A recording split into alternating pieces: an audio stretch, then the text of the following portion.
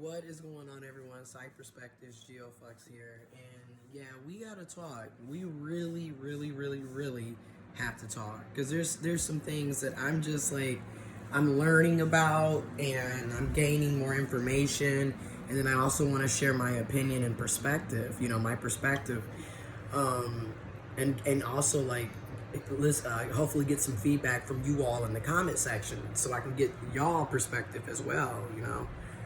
Um, High value men, women, people. There's a lot of conversations about this. What is a high value man, masculine person? What is a high value woman, feminine person? What's a high value person? Regardless, right? Of gender or sexuality. What is a high value person? And I'm just always confused when I start listening to what is considered high value, because to me, again, all of this is subjective. Okay, what's high value to you may not be high value to me. What's high value to me may not be high value to you. You know what I mean? So depending on who you're talking to, high value can mean various things, right? So that's the first thing that I'm seeing. This is why I say a lot of times when we talk about dating and relationships and who's quality and who's not and vice versa, it really comes down to what you want, okay? Now, is there a general conundrum that, we don't want? For example, we don't want people that have a problem of communicating. Most people want folks that can properly communicate, yet most people cannot properly communicate. So isn't it funny? And we all have different versions of what communication is. What communication is very, it alters, is my whole point, okay, depending on who you're talking to. So anyways, what I want to talk about in this is that, like, when I listen to like the whole, you have women who are discussing, what's a high value man. You have men discussing what's a high value woman, and then you also have both sets discussing what they think is high value qualities, regardless. And so here's my thing. I'm not gonna sit up here and tell you what's high value, because I don't know what you consider to be high value. Okay, and then same with me, like what I consider to be, I don't even know what high value is, because for me, when I look at this, they'll be like, well, a high value man, he has for example, he makes a good living, right? So like he has money, he has investments, okay? He's secured some financial stability, financial wealth for himself. So for me, as a trans man, and even when I was in the closet, I always knew that I had to have my own money, and I had to have investments and grind and be mature financially and have some financial stability. So for me, I never saw that as being high value, regardless of gender or sexuality. I just saw that as being an adult, a responsible adult, right? So that's what I mean by, for me, when I listen to a lot of this high value shit, to me, these are basic things. And when I say financial stability, I'm not saying, for me, when I think about high value, financial stability doesn't mean someone is filthy fucking rich. It doesn't mean that you're Bill Gates or Oprah Winfrey. I'm not saying you gotta be, a Jay-Z, a P. Diddy, Elon Musk. I'm saying financial stability in the sense that I'm able to pay my bills, have money left over for savings and investments, because savings and investments are two different things, and I will definitely do a video on that soon. Stay tuned. And have disposable income, so even after my bills are paid, even after I put money aside for savings, even after I put money in for investments, I still can go buy things when I want to, for the most part, you know, or I can go take myself out to eat or whatever, stuff like that. It's disposable. This is money set aside to go do fun things, okay, or buy things that you want or need. That's stability for me. And again, I didn't see that as being a high value. I just always saw that as this is what an adult should aspire to be.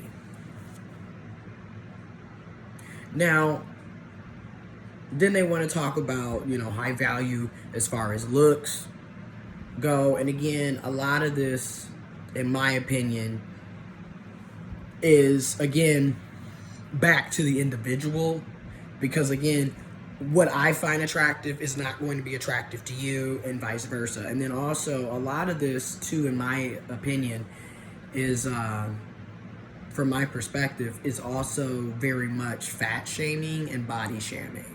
Because you'll talk to some people and they'll be like, well, a high value man is 6 feet and taller, or a high value woman, you know, she can't be over 160 pounds, whatever. Like, it'll be shit like that. And then it's like, those of us that actually are educated know, speaking in health terms, you have people that are 200 plus pounds that are way more healthier and will live longer lives than the people that are running around going to the gym every day and basically addicted to going to the gym and taking all these unnecessary whey proteins and shit that's going to, you'll find out later in life. You'd be surprised. So, like, again, health is also very much, it's not really health, especially when you look at today's fitness gym culture. I mean, they're literally encouraging y'all to go to the gym in the middle of a pandemic. And when you can work out at home. Like, I work out at home. But at the same time, who am I to judge? If that's your way of coping and going to the gym is your thing, then that's your thing. But again, as with everything else I just stated, it's very subjective, right? So, like, if that's what you like and that's what you consider high value, then that's what you need to go and get. And if I consider something different high value, then I need to go get what I consider high value. It's basically the message that I'm trying to get in this video. Yeah, you can look at other people's standards, but you need to have your own standards, right? And also, I'm still on the belief at the current time in my life that if I'm going to have these standards, I need to also meet my standards. Right? That's another thing that gets me in the dating scene in general, and just with people. Like, back to the high value. You're seeking high value, but are you high value by your own standards? Because you have all of these standards for the person that you want to talk to, but do you meet any of your own standards? And a lot of people need to start asking that, right? Especially to my men and masculine folks. Like, don't sit up and ask for loyalty when you are a habitual cheater and a liar. You can't give loyalty, but you want loyalty. That doesn't make much sense, right? And then women and feminine folks, again, you want to talk, and I'm going to say this, you want to talk about not wanting to be judged on your body, but then you do the same thing. You'll sit up and say that, you know, if it's a man that, you know, they have to be 6 feet tall. People can't control what their height's going to be. Okay. And then they need to have, 8-inch, 9-inch, 10-inch penises. But then if someone makes a comment about your breasts, somebody makes a comment about your waist, your stomach, and that's what I mean by it's body shaming across the board. People can't really control most of the shit that you guys are talking about. And then the stuff that we should be able to control, because of systemic oppression, a lot of the times people can't control that. We want people to be healthy, but yet are we giving people access to fresh fruits and vegetables? But that's a whole deeper deeper conversation.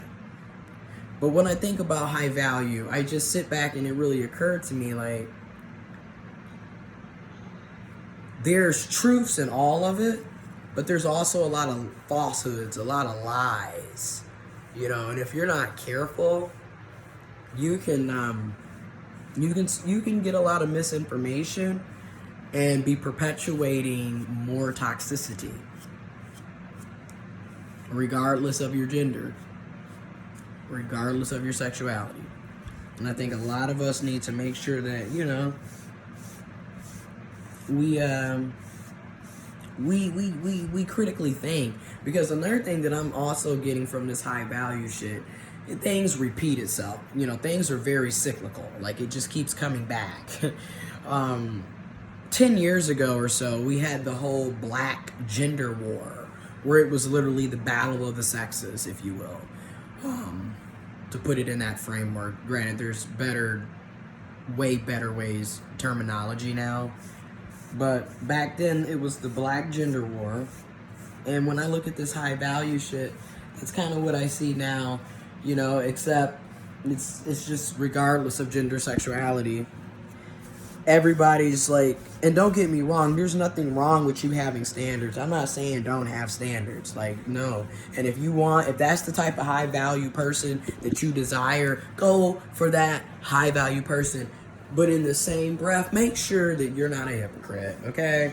Because a lot of us we be calling, you know, we be the pot calling the kettle black. You doing the same shit that you complaining about. And it's like, come on, man. Like, I can't be sitting up here talking about all of this shit and then I'm not living it. I'm not walking it, okay? That's what I want to end this video with. Let me know what you all are thinking. What's your perspective on high value people, men, women? What does it mean?